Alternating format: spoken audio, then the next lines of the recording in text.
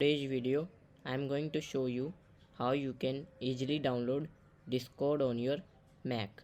So let's get started. First of all, open Safari browser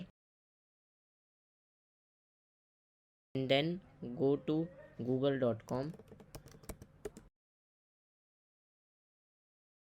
Discord, hit enter and you will see a website discord.com. Click on that and then you will see two options, download for Mac and open Discord in your browser. To download on your Mac, click on download for Mac. Downloading has started. Now wait.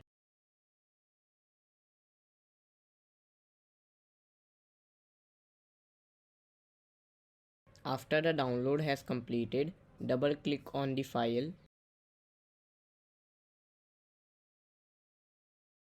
and wait for it to verify.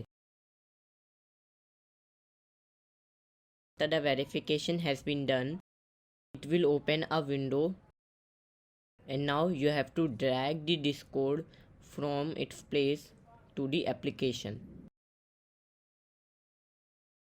After doing that, it will copy Discord and congratulations, your Discord has been completely installed successfully.